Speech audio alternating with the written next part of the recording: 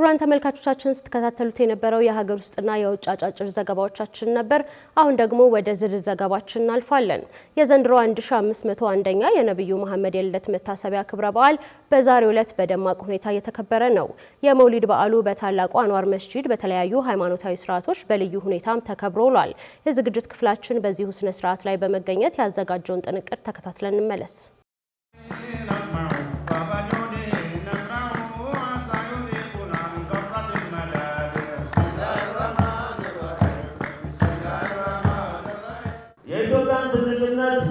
የሐበሻን ትልቅነት ከነብዩ በላይ ሰለላሁ ዐለይሂ ወሰለም የመሰከረ የለም። የትኛውም ሀገር ላይ እስልምና ሳይገባ ነብዩ ሰለላሁ ዐለይሂ ወሰለም ቀጥታ ከመካ ወደ መዲና እስልምና ሳይገባ ወደ ሐበሻ ሄዱ።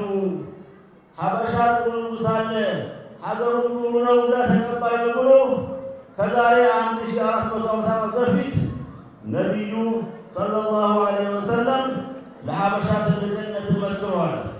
ስለዚህ እኛ ኢትዮጵያ ሙስሊሞች የነብዩ ሰለላሁ ዐለይሂ ወሰለም ከየትኛውም ዓለም በላይ ልናከብረውና ልንወደው ይገባል።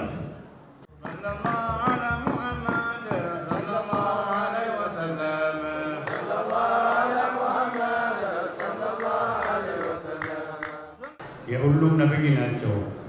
ለአጋጣሚ እንደ ሄስት ባይኖር ኖሮ ሁሉም ከኛ ጋር ሙስሊም ሆነ ሙስሊም ያልሆነውም ከኛ ጋር ያከብር ነበረ። ትላልቅ ዑለማዎች እንደሚሉት ወላኪን አዱንያ ናትና ክፍል አይጠፋም፣ ፍቅርም ሌላም አይጠፋም። እንኳን አደረሳችሁ፣ እንኳን አብሮ ለማክበር አደረሰን። መውሊድን ማክበር እፈልጋለሁ የሚል ሁሉም ጀማዓ እንዲያከብር፣ ሌላውም የማያከብረው እንደዚሁ እንደተጠበቀ ነገር ሆኖ በአዲስ አበባ ከተማችን እየተካሄደ ነው ያለው።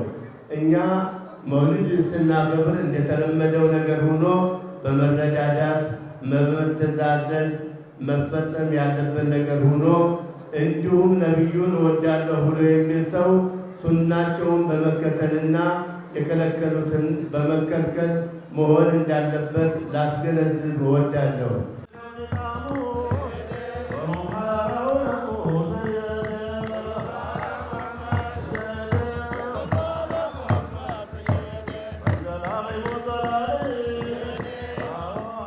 ነብዩ ሰለላሁ ዐለይሂ ወሰለም በዓመት አንድ ላይ የሚከበሩ አይደሉም።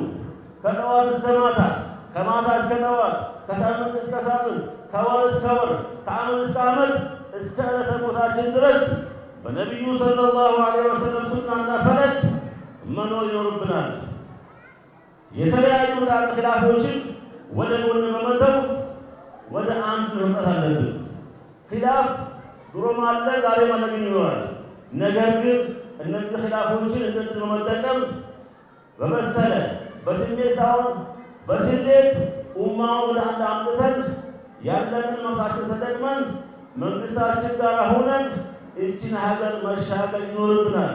የዘንድሮ መውሊድ ልዩ የሚያደርገው ህዝባችን በኢትዮጵያ ደረጃ የምክክር ጉባኤ አድርጎ አብዛኛው ሙስሊሙ ማህበረሰብ እስካሁን ያልተካተተለትን ጉዳዮች በተወካዮቹ አማካኝነት እንዲከተቱ በመድረግ ሙስሊሙን ሌላውንም ማህበረሰብ ተጠቃሚ ያደረገበት ወቅት ነውና እኛ ዘንድሮ ይህንን መውሊድ በልዩ ደረጃ ላይ እናደርገዋለን።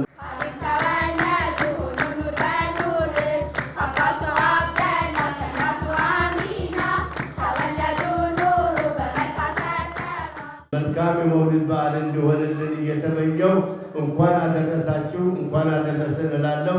ወሰላሙ አለይኩም ወረሕመቱላሂ ወበረካቱ። ነብዩ ባዙ መንገድ በተለያየ ምክንያት ችግር ውስጥ ያሉ ወገኖቻችንን እስላም ክርስቲያን ሳንል ከጎናችን በማሰለፍ መውሊዳችንን ማክበር ይኖርብናል። መውሊዱ የሰላም የአንድነት የአብሮ አላህ ያቆይላለን።